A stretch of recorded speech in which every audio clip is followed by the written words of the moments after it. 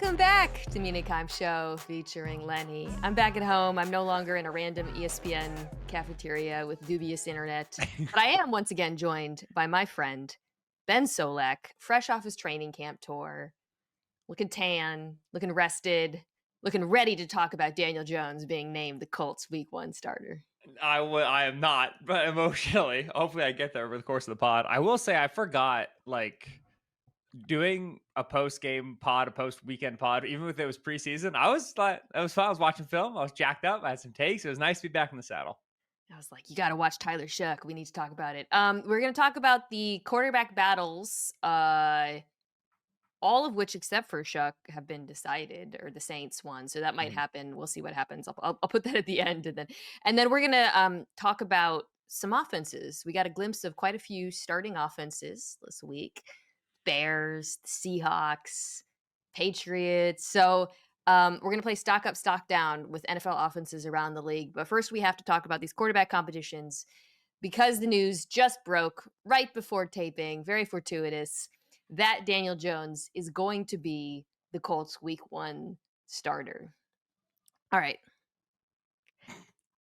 I have trouble getting worked up about this for Anthony Richardson because he did not go out and win the job. Obviously, you had the disastrous injury week 1. We can talk about what happened in week 2. And I understand that he has not obviously played up to his draft status or even played to what a lot of people believe to be starting caliber quarterback play thus far in the league. Mhm. However, I also fail to see how this decision helps anyone other than Shane Steichen. I think this call was made to lift to, and this is their belief, we can talk about whether that's true, lift the floor of this offense to make it functional. And I also think, however, it very clearly lowers the ceiling. So I think if you're a Colts fan, Ben, you don't feel good about it for that reason, even if it's not, a grave injustice to Anthony Richardson. Does that make sense? Because that's kind of where I'm coming down on it at the moment. Yeah, and I'm definitely more willing to run to the grave injustice than you are, but Okay. I accept the construct. I do because Yeah. I'm pretty much like 99th, 100th percentile in the space on like how I feel about Anthony Richardson and what he should be and what the Colts have done for him. But in the construct of Jones raises the floor, maybe the ceiling is lower, but hey, the floor is a little bit is much higher.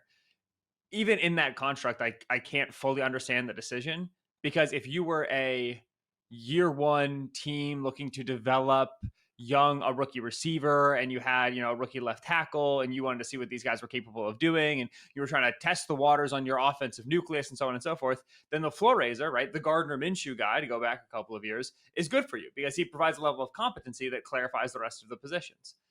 When you're in the position that Shane Steichen and Chris Ballard are in, which is, I think it's pretty clear from the outside looking in, these are some hot seats as far as seats in August go, right? This is a very important season for that nucleus. A higher floor is has no value. It's not interesting whatsoever, unless you really think that like 10-7 and a wild card loss can hold your jobs for another year. Then there's no difference between 9-8 and 3-14. Because functionally, you don't make any noise in the postseason, and then you have to look for work next season. So if our outside read on the room is correct, which is that this team, it's very important for this nucleus to make noise in the AFC postseason this year in order for Shane Steichen and Chris Ballard to kind of have longevity with their jobs in the Colts. Then to me, like everything below 9-8 is equal. It's all going to end up leading to the same road. So why am I interested in raising the floor? That's the part of the decision that to me, like I can't wrap my head around. Yeah, I'm going to talk about the Colts at greater length. We're doing the AFC South. I saved the AFC South for last because See, this is pro podcasting. I had a feeling this quarterback competition was going to drag out. I Again, I'll get into. There's some optimism about the defense. I think there's some interesting players that they've added. I do like this group of skill players. That they're not winning a playoff game, so Mhm. I maybe I'll eat my words. We'll see. I find that very unlikely. So yeah, this just kind of feels like careening towards 500 with Jones, and or and this is entirely on the table as well, he gets benched at some point in the season. Richardson gets his Bryce Young second shot, but he already did that last year, so it feels kind of repetitive. I Mhm. think what's so frustrating is like everybody agrees that Richardson needs reps. And I've seen some takes floating around. This will be good for his development. What? No, this is horrible for No, this is nothing for Anthony. Anthony Richardson sat out an entire year, but now he gets to learn under the hand of Daniel Jones. Like that doesn't make any sense to me. Um, to actually go back to how they played this weekend because I think it's worth kind of revisiting. I don't think either quarterback separated himself greatly. I think both turned I in agree. very characteristic of them performances. Daniel Jones has the fumble. He misses an open Tyler Warren down the sideline. Second drive, though, ball comes out quick. He's able to hit some open receivers. Um, has a wide open deep ball that almost gets picked. This is what it's going to look like. Like, this is, I Mhm. mean, it's, like he brings good, solid athleticism. I think that that would be one thing for the Colts. Um, Last year, you really saw the run game suffer when Anthony Richardson was out and they put in Joe Flacco. I think having Jones back there, he's not as dynamic as Richardson, but he's still really fast. I mean, 100%. he's a really good athlete. So that's a big part of the reason why they think they brought him in as the competition for Richardson is they wanted another athlete there because so much of what they do on the ground is predicated on having a quarterback who's a threat to keep. Um, he's not going to push it downfield. In fact, Ben, he seems I feel like his deep ball has degraded from earlier in his career, and we're seeing 100%. you saw that in New York, you saw that here. He's more accurate. I think he's gonna take a lot of sacks. I think ball security is gonna be an issue. And then Richardson comes in and, there's a couple of decent, I would say shorter throws, which you wanna see. There's a couple misses. He has a nice scramble. Um, He hits the gorgeous deep ball to Gold. It's like a corner that's negated by the A.D. By the Mitchell Kadarius penalty. Toney penalty. Yeah, yeah, yeah. Here's a question. If that deep ball counts, can they make this decision credibly?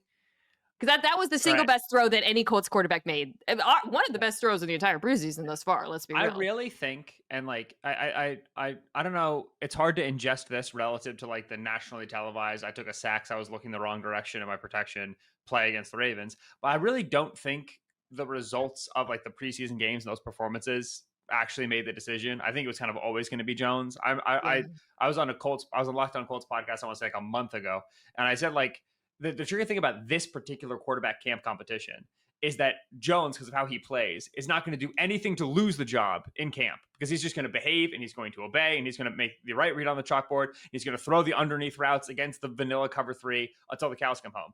And Richardson's not going to do anything in camp to win the job because of how he plays. Richardson is inherently going to throw contested seam balls and 50-50 balls that never get picked off when, he disagrees with his, Anthony Golds and his, bottom of the roster, Laquan Treadwell wide receivers on like location and jump balls and so on and so forth.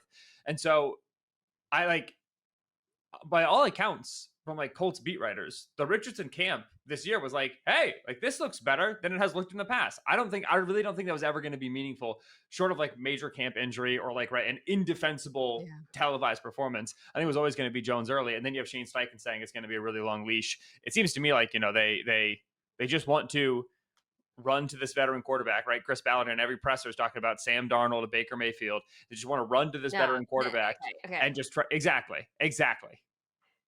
Let's hit that for a second.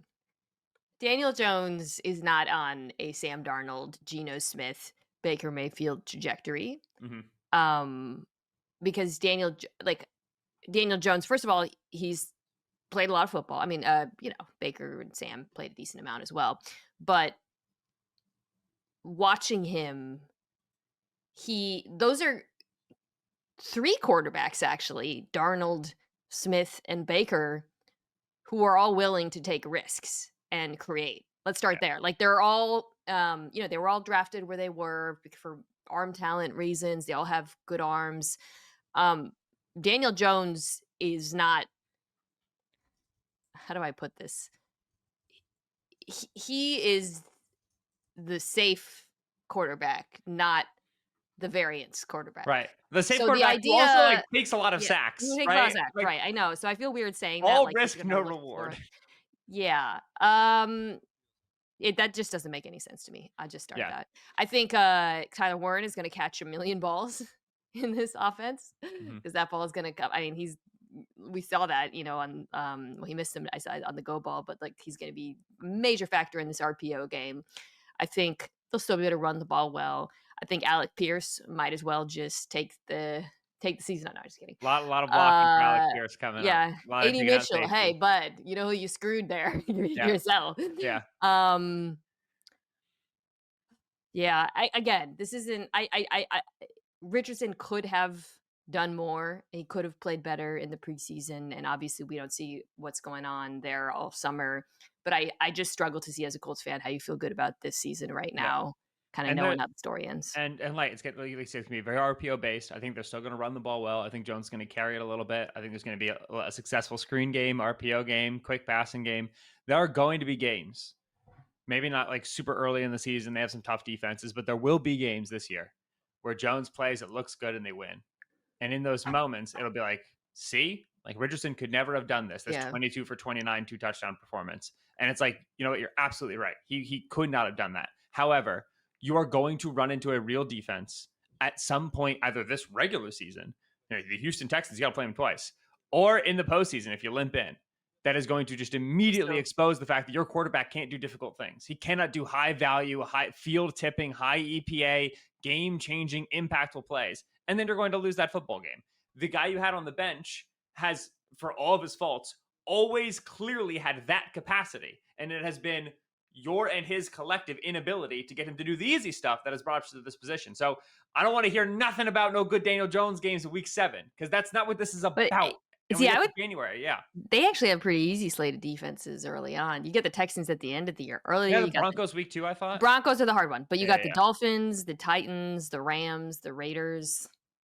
Not hard. So I wouldn't be surprised if this actually looks pretty decent early on, and I will not be eating it's crow gonna on be Daniel Jones. catnip. It's gonna be catnip for every All every right. film lord, every scheme guy. Look at him Yeah, yeah. execute the I've snag. already I've No. already been on this journey with Daniel Jones. I'm not doing it again. All right. Russell Wilson versus Jackson Dart. Russell Wilson is the week 1 starter to no Mhm. one's surprise. Um, however, Jackson Dart puts together a nice little preseason. The agitating has already begun amongst the fan base. So Russell Wilson played a bit. He had a few drives in week 2, and it was very Russell Wilson-y. Hits the absolute bomb to Bo Wilson on the post, just goes 80 yards. The play goes 80 yards. But then he's like late on a couple throws, mostly stuff outside. Hitches and bombs, baby. I mean, we know what the Russell Wilson offense is. He was second in QBR and throws over 20 yards last year, 23rd on everything under that, and then the lower it gets, the worse it gets. Meanwhile, let's talk about Jackson Dart because he has played a lot of ball. He had 5 drives, it looks like, according to my He notes had a in lot of this plays, last yeah. game. Yeah, he played a lot. I think there was some good and bad. Bad is the wrong word, but I think, the offense was it was a lot of manufactured stuff. It was a lot of screens. Mhm. Screen game looked pretty good, honestly. Um, but then you saw him get the ball out quickly on some of it was I think Mike Kafka was calling the offense. Some of their core concepts. I thought, he had the seam ball to Dulcich for the touchdown. Yeah. He had the deep post. I don't know who that was to actually, the post where the guy got crushed. Who was that? I can't remember who he threw that one to. Was it to Montreal, Washington? It I was think a yeah. I'm not So he's, oh, by the way, I guess that is notable to know. He's not playing with Malik Neighbors at all. mhm. Generally, I thought from Dart, what you saw was the arm talent, the arm strength. He's got a very strong arm. He's really able to zip that thing in there. Those middle of the field throws, you saw that on display. You saw the scrambling ability. He's really good. He's big. He's fast. He's good at getting north south. You saw that on a couple of moments. Um, but I do think the box score was a little bit misleading because of the screens and whatnot. So I guess in sum, I don't think I wasn't watching Jackson Dart and Russell Wilson this preseason thinking, wow, Jackson Dart looks a million times better than him. He's got to play. Mhm. But I think he did enough to where the calls are going to be loud if Wilson struggles, and they're going to come early. and that's going to 100%. be a tough decision for the Giants. And because of the way that Russell plays, again, like, kind of Yeah, leaning on our Anthony Richardson, Daniel Jones conversation, because Russ is so contingent on I complete these two deep balls for 150 total yards and a score. Uh, when Russ has, he misses just those two, the stats are going to look really bad, the offense is going to look really bad, and the call is going to be there. The like we had our good, he looked just like he did in college. Like that was our preseason week 1 takeaway for everybody, and we talked about that with Dart. But even more so in the second game, I really felt like, all right, if you had taken me back to April and you had said, all right, Ben, Jackson Dart is a successful rookie season, what does it look like? I would have said, man, like it's the pop gun release. It's the really, really fast, on these adjusted platforms, throwing from RPOs and on these screens, and just the ability to make quick decisions, zippy throws without setting your feet, and just spread and shred. And that's exactly what they're doing. And so it is encouraging to me as somebody who is a little bit lukewarm on Dart, certainly as a first round pick. It absolutely is an encouraging performances to me. I still don't think he's super on time. He still is yeah. definitely thinking out there, but he is far from the first rookie quarterback to be a little bit late to everything in his second career start. So, or second preseason start, I should say. And so to me, like, yeah, it's a good sign that they know how it's going to work with him. He understands what he needs to do in the offense. A lot of it is a little is cheese, like it certainly is, but that was always going to be the case with a rookie season Dart. So yeah, the pressure is very deservedly there, and we kind of know what Russ is going to be over the course of the year.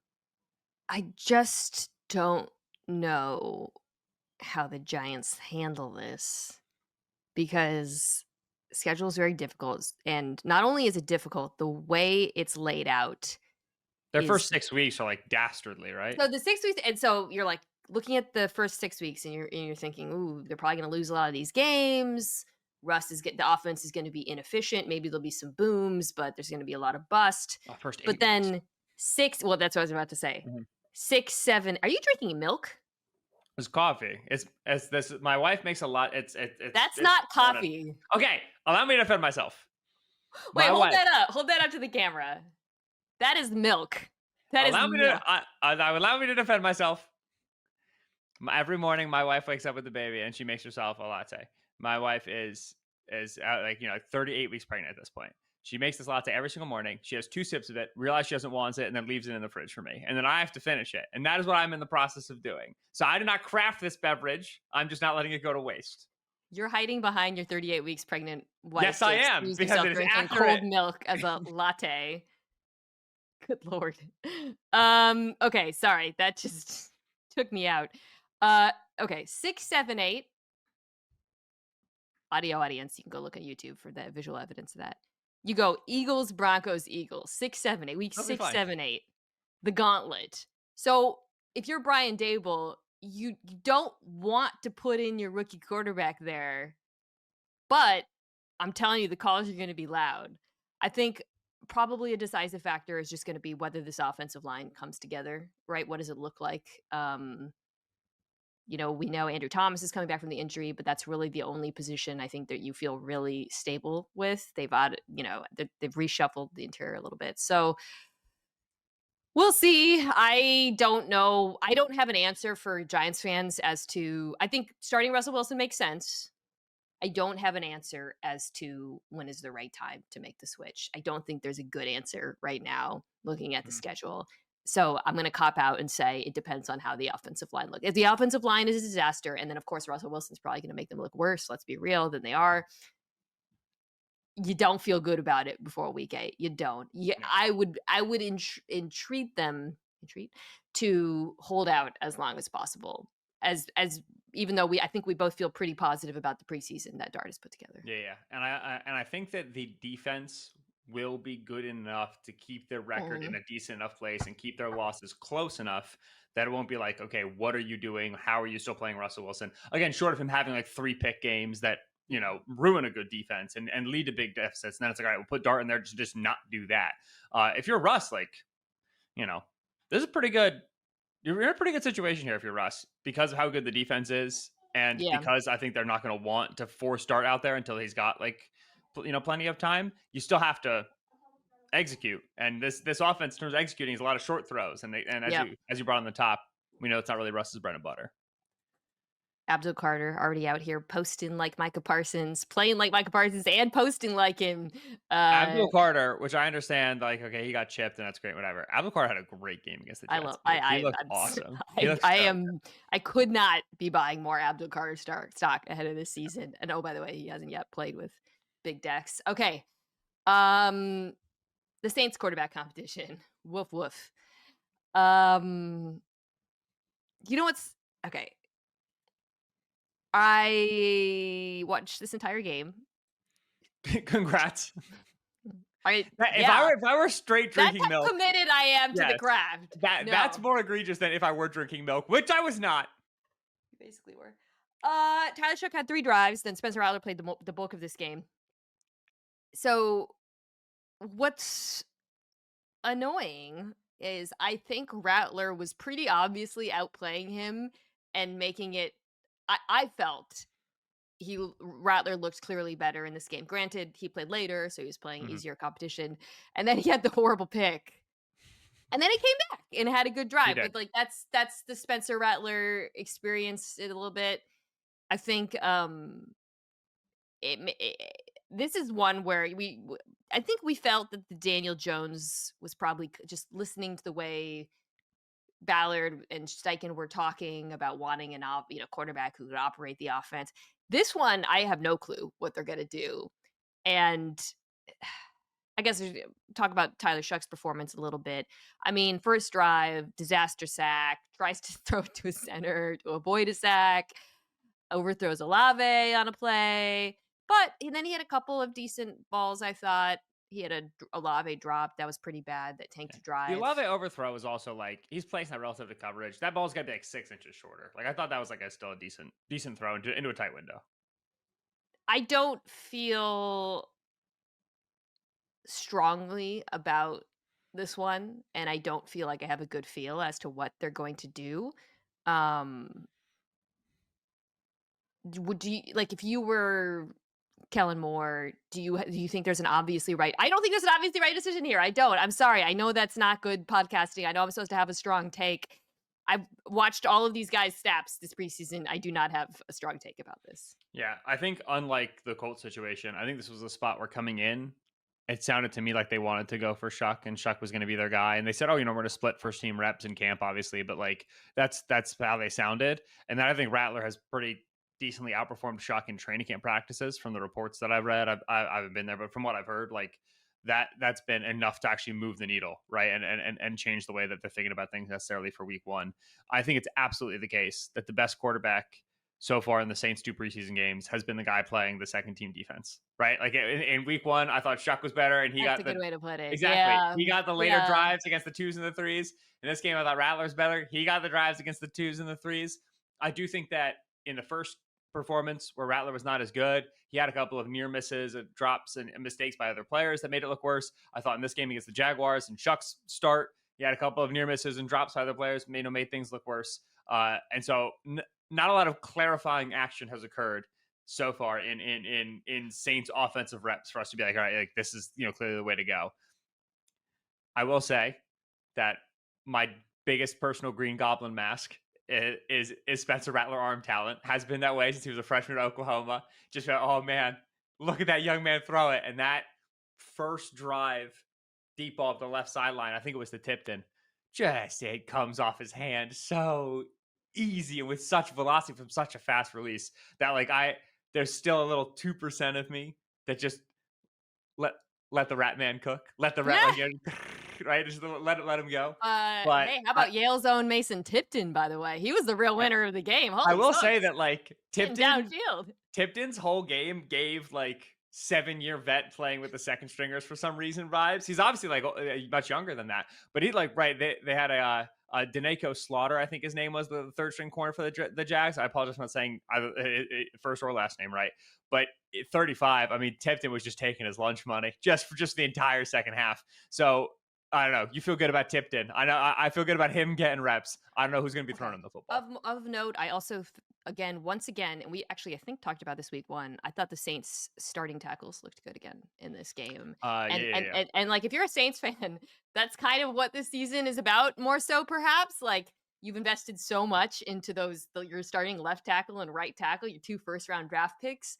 I actually think if you suck this year, and, like, let's be real, but the tackles look good, that's kind of a Mhm. win on the Yeah. season. We're looking for the core to build around for whoever's next, Yeah, so and a huge part of the Saints passing game is going to be Alvin Kamara, and you haven't had him for these 2 games, and so, like, independent of who plays, things will look a lot easier because there'll be a lot more scripted schemed, and then even just the underneath stuff actually cashing in for you because of how good Kamara is, and so I'm confident that whether it's Shuck or Rattler, this offense will look a little bit better than we are currently expecting in September because of Kamara returning. If you get Shaheed back and he's taking the top off, great.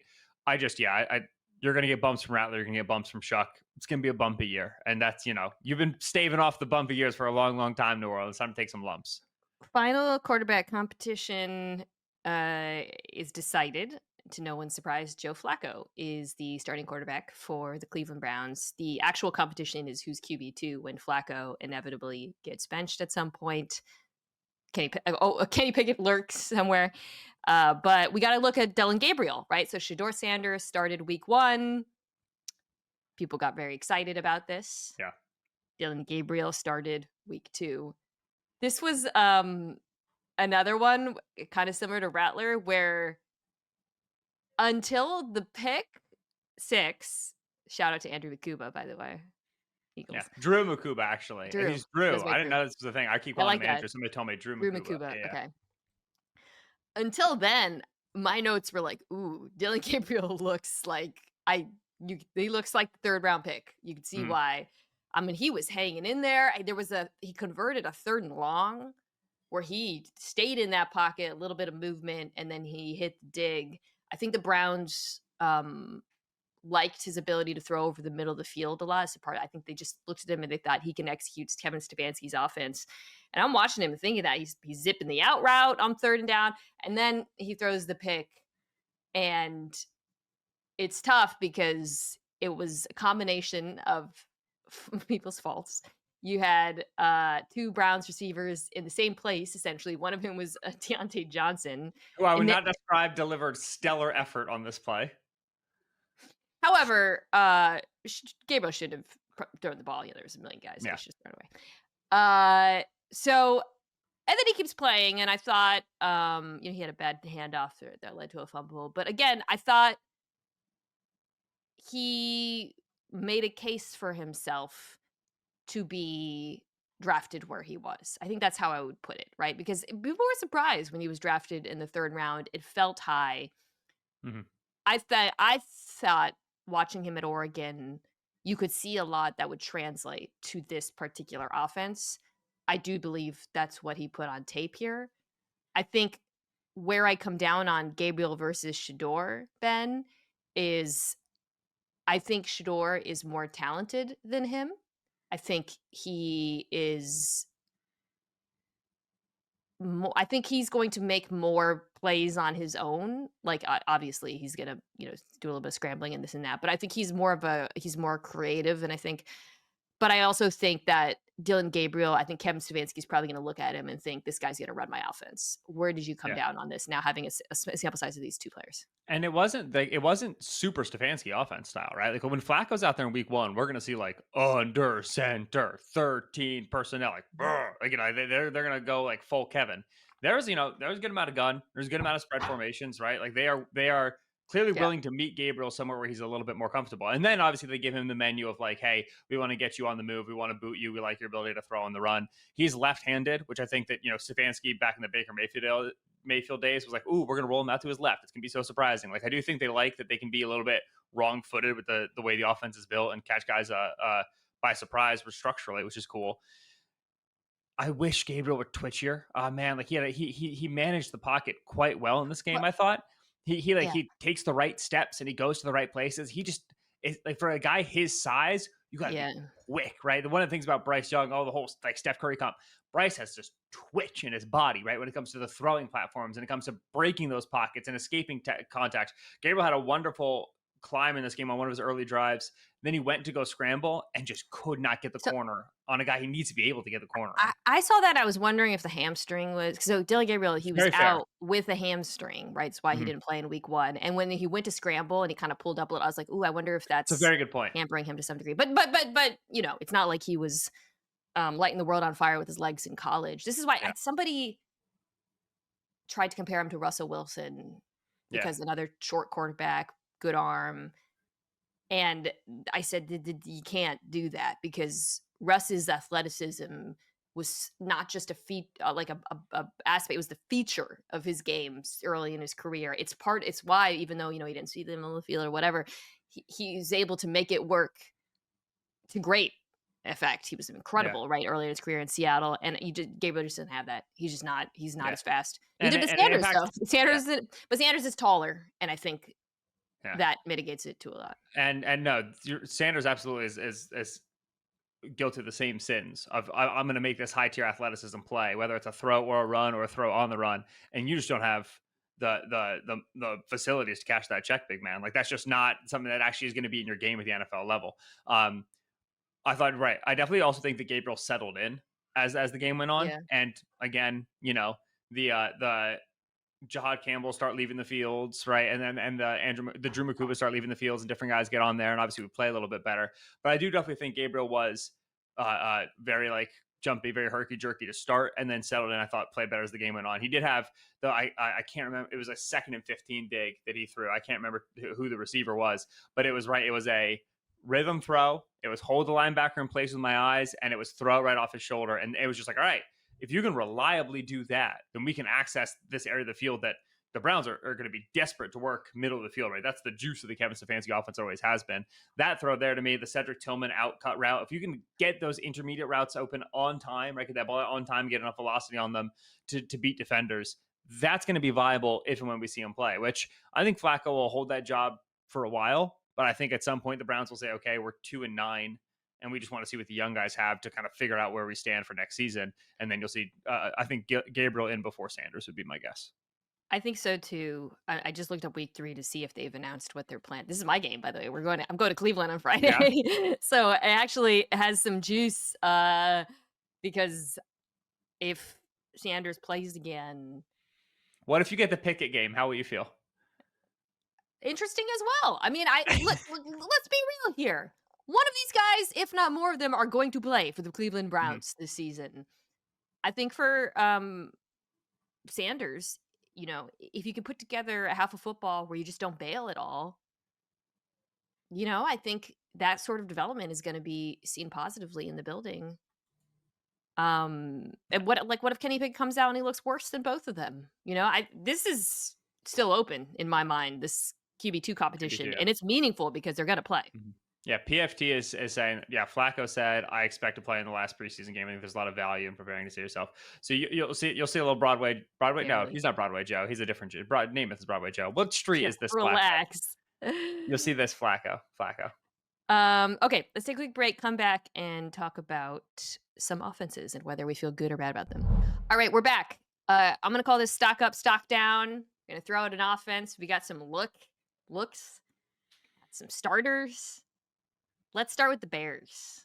Got a couple Caleb Williams drives. I feel like the buzz out of Bears camp, every time I'm on Sports Center and they're talking about, like, it's Courtney Cronin talking about the Bears, or if I'm seeing something online, it's like Ben Johnson is screaming at everyone. It's disaster. I don't mean to Mhm. paraphrase Courtney. Like the vibes headed into this game were very shaky. You know what I mean? Like in terms of what we were hearing. Then they show up. It looks great. That's how I felt. I mean, again, they're playing the Bills backups, obviously, but to me, this is the most comfortable Caleb Williams has looked as a pro. Comfortable and confident. We got a little bit of a taste of the Ben Johnson, Caleb Williams marriage and what that's going to look like. Under center, condensed formations, tight ends playing a huge part of it, the misdirection. And Ben, I just felt very strongly that Williams, for the first time, maybe not the first time, but certainly compared to last year, had total faith in the structure of his offense and also notably his pass catchers, which is something I didn't feel at all watching him last season. I was gonna make it through August without getting irrationally hype about the Bears. I was gonna slip through the preseason. I was gonna be okay. I was gonna be like, no, like if they're good in the first 2 weeks, then you can do it. Just don't preseason start buying Bear stock because I love to be a year late on hype. I think that oftentimes we're really big on a team in 2023, and then they're not something, and then in 2024, a lot of what we expect actually comes to fruition, and then they take a step forward. I think the Bears are going to be quite good on both sides of the ball. And I think that their coach is going to make a lot of optimal decisions. And I think that they have some star talent. And I think that that looks like a sort of young team, right? Offensive line changes that can make like a big leap.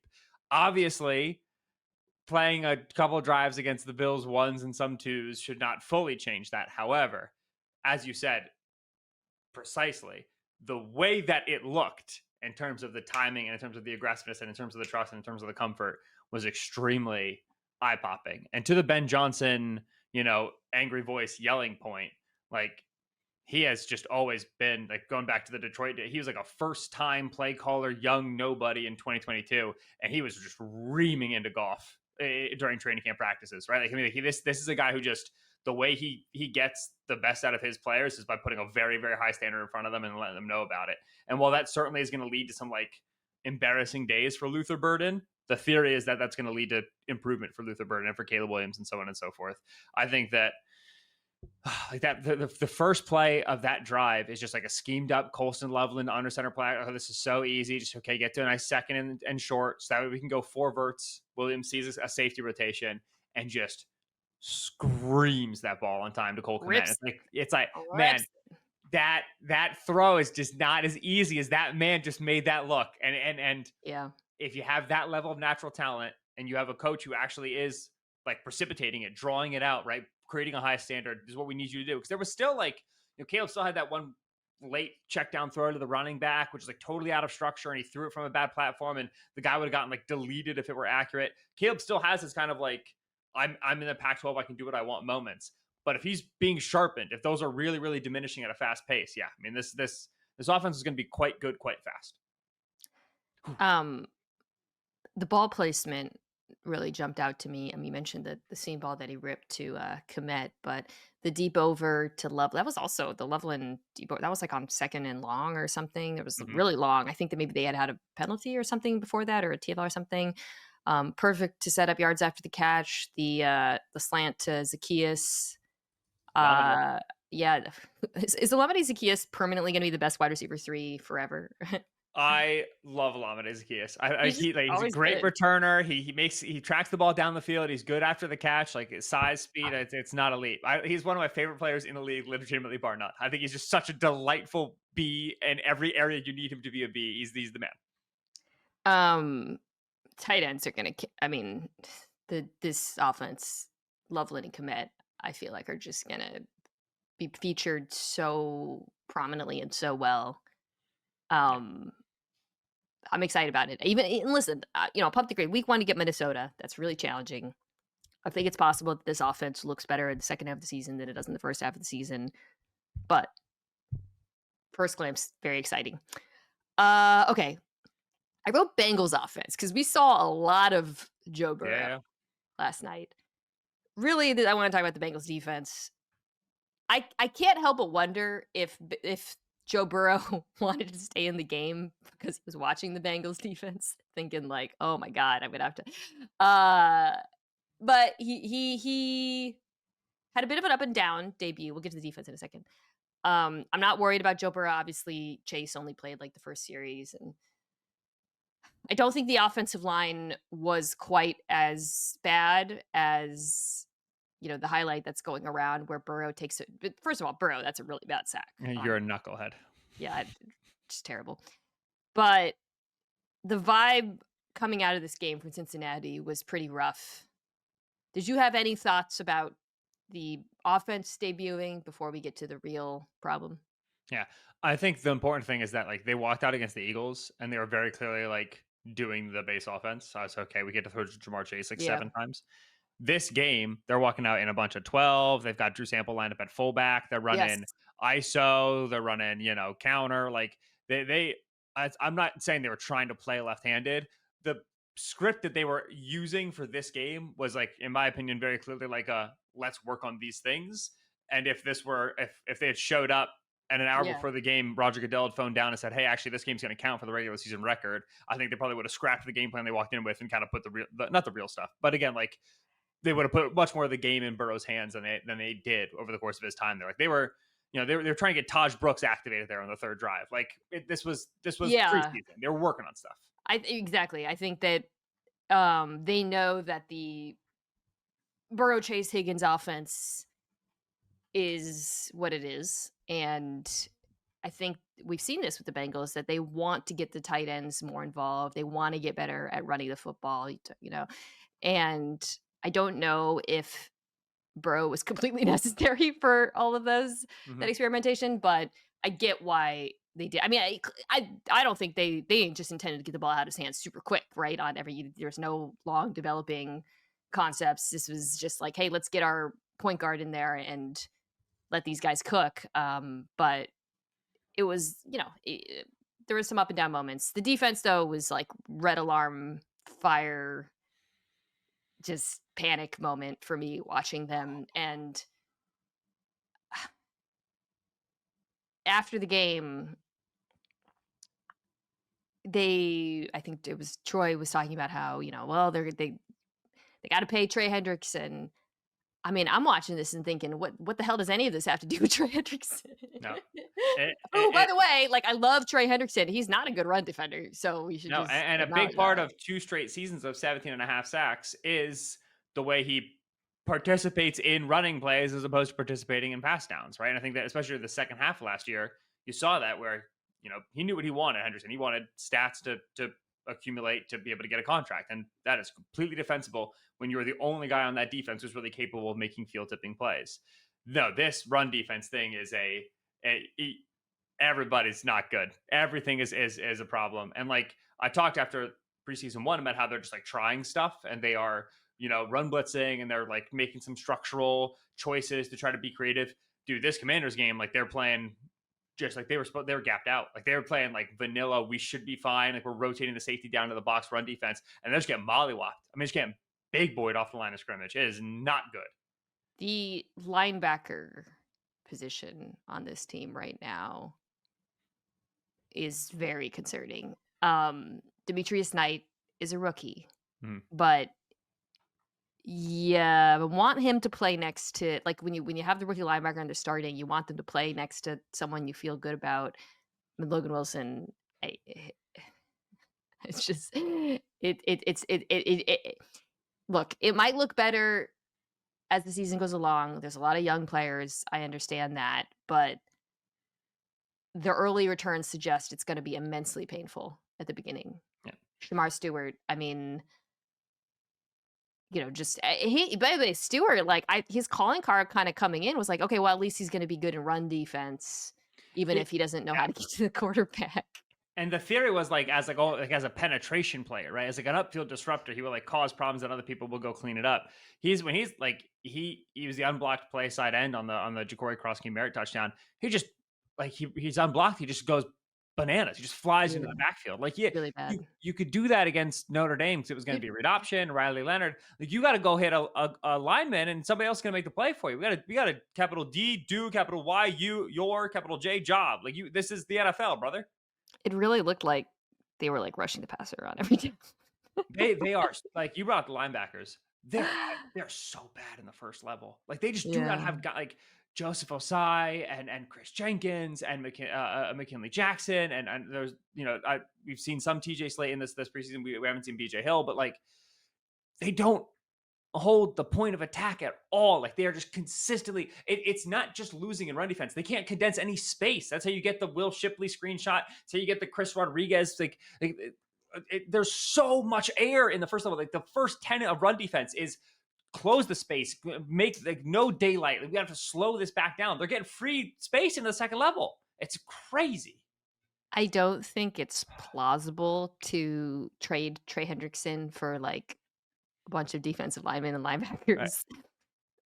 that's like fantasy football thinking. I mean, it's not fantasy football, obviously, but you know what I mean? It's like, but if there was something on the table, I would seriously consider it because they're just gonna get run on, man. Like, Yeah. it just I mean, we don't even have to do the Commanders' offense. There's nothing to talk about there. We can do it briefly. You don't want to talk about Bill? People were posting that touchdown. I'm like, why are we looking at Bill? Look at these Because there's so much fantasy linemen. hype for him right Good now. lord. Yeah. I mean, they were just completely bodying the Bengals front seven. Mhm. Yeah, I mean, we go stock up. We got a nice little Debo jet sweep. About to say Debo run. I was like, oh, okay. Well, that's what we're in for today. That's good. I think they're gonna pay Terry, so Me that too. sounds like it's winding down, a little bit. I wish he had a kind of was on the field during the offseason, but, I think midseason form, I guess, kinda reminded me of what we saw last year. Not really much to I will say I'm again, Bengals. I do feel really good about the Commanders' offensive line depth right now, watching Yep. those linemen because, Tunsil didn't play in this game. They're pretty deep now at tackle, and I think that's exciting if you're a Commanders fan, for sure. Mhm. Okay, let's move on. Let's talk about the Seahawks.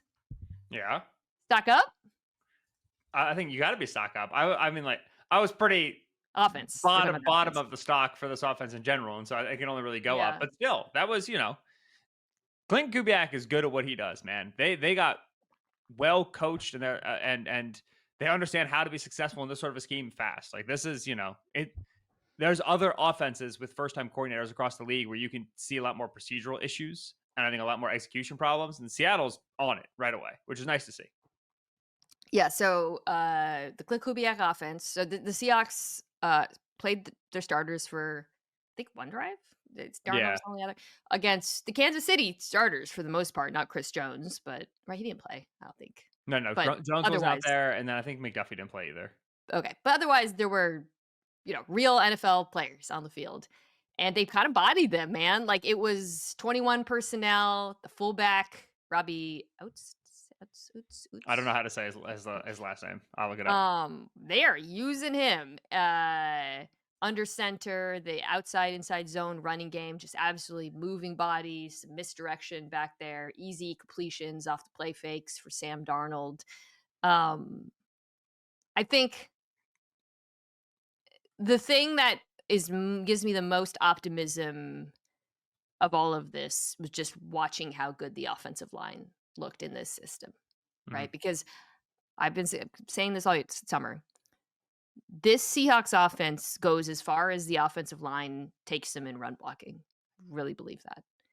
The whole approach has been predicated on the idea that if we throw in, first round guard, Gray Zabel, who looked fantastic, by the way, and we run a different offense with better coaching, commit to this run game, we can build everything off of it.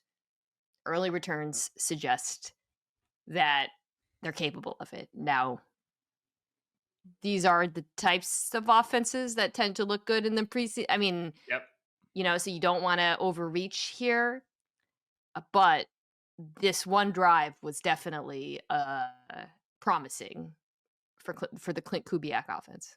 So Robbie Boots is pronounced like Oops. boots. It rhymes with Okay. boots without the B, which I think is a delightful name for a fullback. Oops. The Zabel, you brought up Zabel. I thought the center, the undrafted guy out of North Dakota State Yeah, 2 years ago, Sundell. Sundel. Yeah, Yeah, yeah, yeah. Sundell, yeah. He stood out to me a little bit because I've always been an Olu Oluwatimi guy, but I thought that Sundel had it himself like a very clear performance as to why he's stepping into that center role. And when you have an interior that you trust on the hoof and you trust on combos, like that's a very, very big part of making this sort of a running scheme successful is those guys climbing to the second level, being impactful. And that's why I thought Sundel was at his best, specifically in this game. I also thought it was significant that it looks like Barner is going to be the guy who's more so running in the first team tight end, the 11 personnel guy over Elijah Arroyo, which I think is definitely the right move. I thought Barner had a very impressive rookie season and is an impact player as a blocker at the tight end position. So again, if you want to get this running game working, you're dedicating the resources to doing it with that interior front. No Kenneth Walker as well. So this was also sharpened. He's obviously a great running back too, but you have a chance to have even more juice at your ball carrier spot. So to me, like check, check. Obviously, like when this offense was in New Orleans last year, they had their two unbelievable games against the Panthers and the Cowboys. And then you run into an Eagles team that's like calling fronts to make the running game a lot harder. And even before, because they had offensive line injuries in that game, and that was kind of the beginning of the end. But eventually, you're going to run into a team that has walked in with a game plan to say, okay, you're not going to run it on us. Sam beat us in the drop back game. And Yeah. that's where my doubt has always been with the Seahawks offense. And obviously that remains. But it's nice to see proof of concept. At least you're going to be able to put defenses in that position and make them make that choice. I actually think week one's just a fantastic litmus test for both the Seahawks and the 49ers in that regard, right? Mm-hmm. Because again, we know the Seahawks, they've made it very clear what their vision is on offense this year, which is very, under center, running the football, heavy bodies on the field, outside zone. The Niners, this entire offseason has been about stopping that. This was our weakness. Bring back Robert Saleh. We're drafting run defenders. We're trying to improve at the line of scrimmage. All right, let's see. Right. Right? You both you both had glaring weaknesses. Seahawks could not run the ball. The Niners couldn't stop the run. Week one, baby. Let's see who comes out on top. Because we know what it's gonna look like, right? And I think we're gonna learn a lot about these teams very early from that game. Yeah. The other thing I will say, it was the top of my notes, and I've looked right past it because I want to talk about Sundle. You know who looks extremely healthy? Abe Lucas looks extremely healthy. And that Huge. is the story has always been, hey, our tackles are good enough and we'll help, we'll help our interior, we'll solve the problem, whatever. And that just hasn't been proven a lot because Lucas has been either unavailable or playing banged up. Lucas looks like the Lucas I remember from 22, rookie season, 23, whatever. I think maybe it's 23. Yeah. Lucas looks back, and that's very nice to see. Let's do the Jets. Jets. Tough initial outing for Justin Fields thus far. Jets fans are starting to panic a little bit. Where are you at? The stat line is ugly. Yeah. Where you at on the Jets offense? Do you think Fields is going to be benched at some point? Like, what's the panic level? It's a one. Like, this to me is like a classic preseason panic spot where, like, was it good? No. Is it stock down? Absolutely. However, you go and you put the film on that game. The Giants' first string defensive line is out there and they're just ruining everything. Yeah. And Jets fans say, oh, but like, the Giants can do that to us, like so on and so forth. No, like this Giants defensive line, man, is going to be like, this is going to look this way for a lot of teams, including some good teams. You're going to play some worse offensive lines. You're going to be able to run the ball more effectively. I missed this Jets-Giants game completely. I only heard about, like, oh, Aaron Glenn is furious. My mom is here this week. She's a Jets fan. She's like, oh my gosh, Aaron Glenn's press was going crazy. Then I put the film on. I was like, oh, this wasn't nearly as bad as I thought it was going to be. They had execution problems. They had some operation issues. That's the stuff that will really kill you if that's still going on in September. But then they're right. They're trying to run the football. They're trying to be super option oriented. And there's just one play, it's Raheem Nunez-Roches or Roy Robinson-Harris. The next play, it's Abdul Carter. The next play, it's Brian Burns. Like, it's just one guy's getting in there, being the grain of sand in the operation. The theory of the Jets offense is going to be that we're going to be able to run the ball with this offensive line, with this quarterback, with this tandem of backs against most defenses. I still buy that theory, even though against the Giants, absolutely, they're having trouble getting it going. Fields still got to be better throwing the football down the field. But for as bad as the stat line looked, the reps and opportunities were not that high. And they're, as we knew was going to be a problem with this team, if Garrett Wilson's not open right now, the second pass catching issue is glaring. Yeah, guys weren't really open, and some of that had to do with him having to hurry his throws because of the Giants' offensive line. Some of that had to do with guys just not being open. This is not Justin Fields' apologia. I am skeptical about him having a great passing season, but I echo your belief that this preseason game was a little bit very. I really thought it was going to be like disastrous, and I was like, oh no, they're just like losing up front. He wasn't like missing wide open guys over. It was just. Yeah. To me, I feel the same way I did before, which is just going to come down to whether or not they can build like a formidable rushing attack. Braylon Allen, man. Whew. Big boy. Vision. I was just writing down, like watching him. I was like, okay, we feel good about this. The contact balance, the tackle breaking ability, the bursts, all there. The sooner they get to, we're going to get Breece Hall 7 catches a game because we want to get Braylon Allen 7 more carries a game, the better this is going to be. This team should get legitimately like 25 plus touches to their two backs over the course of a game. But for Breece, who, like, we forget, Breece's rookie season, he had like 75 catches. Like, it's got to be through the air for Breece so you can open up space for Allen. Totally agree. The Raiders. This is a stock up for me. 100%. Um, or week 1, Ashton Jeanty had like 3 carries for -1 yards. This performance backups, I know, felt like Chip Kelly kinda opening the book a little bit more, letting him know, which that was cool. Like, we got a little bit of a preview of some of the things I think that they want to do with Geno and with this run game and with these tight ends. Geno in the pistol for a lot of this, by the way, it was Mhm. something I kept taking note of. Um, just he's gonna give these guys a chance downfield, and when it's Brock Bowers, good things tend to happen. But Genty was the story of this game. Obviously, the truck stick run went viral. Um, I think what jumped out to me on that, Ben, was everybody blocking. Yeah. Even the Thornton and Tucker were getting in the mix there. There's gonna be a commitment to the run, not just from, just having Genty, but I think this entire offense, it's gonna be creative. The skill players have to block. I've been this big part of this, right? And, I think I think defenses are gonna have a really hard time with this group if they're able to run the football like that. Yeah. An enormous change from the Chip Kelly that NFL Mhm. only fans saw in the mid 2010s to the Chip Kelly you're going to see now is that the running game is going to be right. Sorry. You just said NFL only fans, and I was like, "What?" Excuse me. NFL exclusive NFL fans, only It NFL looked fans. like there was, like, an OnlyFans for, like, Chip Non-college Kelly. NFL fans. The only difference between Chip Kelly then and Chip Kelly now is that the running game is going to be a lot more diverse, a lot more multiple, and like you said, critically is going to include uh, Everybody. skill position players. Right? No block, no rock. You're going to have to be involved in the blocking schemes, and with Right. I think with Jacoby Myers always been good in that, but with Thornton and Tucker looking like they're the only other two, like they're the other two starting receivers, that was a legitimate question I had because I really thought that Jack Bech was Yeah. going to get quickly into this lineup in large part because of that value that he brings, and he's been stuck on that depth chart, beaten out by that fourth round rookie so far it would seem in Thornton. The Thornton thing is weird to me though; they keep like getting him these one on one targets on the outside, and he just isn't. I know. Gino had the go Yeah, ball to him, and Thornton was, like, looking back too much, so he wasn't yeah. able to run I through it. understand that in camp he's been extremely Yeah. productive and eye popping. I in the two preseason games, really my only visual exposure to him, I'm kind of like I don't see like we seem to be Yeah. struggling in live game action. Anyway, I'm sure they'll figure that out as the season goes on. But the amount of tackle breaking ability that they bring in Genty and Bowers, and even Jacoby can do it. But then the speed that you bring in Tucker and Thornton, plus a guy like Chip, yeah, this is just going to be a big handful to deal with. Like I there's too much unique skill position talent with a good OC for this not to be a problem, even if there's offensive line shakiness.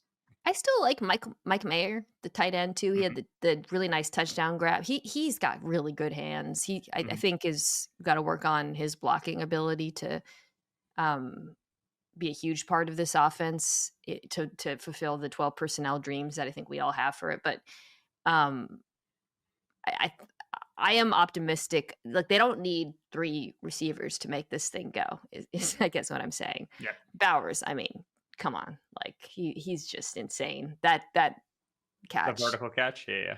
Him and Gino are just gonna feed families this year. I'm so excited for it. First But yeah, three routes for Gino were all vertical balls up the sideline. Two of the three calls were for verticals. All right. Chip knows exactly where Gino's bread is buttered. All right. We're shooting. We're throwing the football. also better outing for the offensive line, which to me, if I have concern about this Raiders offense, they mix things up. You left Colton Miller in a little bit. The Jordan Meredith is starting at center. JPJ is playing Mhm. guard after some offseason confusion on my part. I thought they look good, but again, backups and all of that. Yeah. Okay, a couple more. Let's talk Patriots. Patriots played starters, some of them. Um, is Efton Kism what you thought Jack Besh was going to be? Is it Kism or Chisholm? Is it Kism? Chisholm. I don't know which one I it only is. watch these games on tape, so I don't know. Okay, well, first, stock up, stock down. Patriots offense. I think generally stock up. I don't think anything was super spectacular. I think that the fact that this wide receiver rotation is where it is, where it's like I understand there's injuries, right? Kyle Williams is not available, but we're walking out in the first couple of plays, and it's Keishon Boutte and Mac Hollins, and you're just like, Like, are we going to Yeah. do this again where we don't have the receivers necessary to cash the Drake May checks? Like the Demario Douglas miss in the intermediate level of the field is such a good example where it's like, oh, May put the ball too high. I don't know. That's a 5'8" receiver and it's catchable in a tight window. Like, I feel like we need to be able to expect our receivers to make some plays for our quarterbacks here. And so I do not feel any better about the state of the wide receiver talent. Again, understanding that Diggs was not available and Kyle Williams was not available, and hopefully that's going to improve. But I think the line is fine enough. Is exactly. Like, I thought Will Campbell had himself a totally acceptable day. They had Ben Brown in at left guard instead of Jared Wilson, who had some injury, and they also kind of want to see which duo they like better. And while I like Jared Wilson as a prospect, I think I prefer having a veteran player, or at least a more experienced player next to Will Campbell than having two rookies on the left side.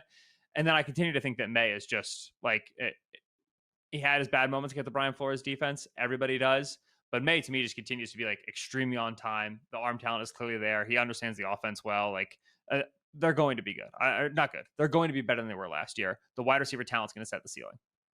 Yeah, I agree. I think people maybe are getting a little bit over their skis with this team because there's still a work in progress from a roster standpoint. The receiver room still has a lot of question marks for me. But my takeaway from the preseason was the building blocks they have chosen look good early on. You mentioned Campbell, who I thought played well. The offensive line is going to be better. Morgan Moses hasn't played, right? That's going to also lift the floor on the right side. And Travion Henderson.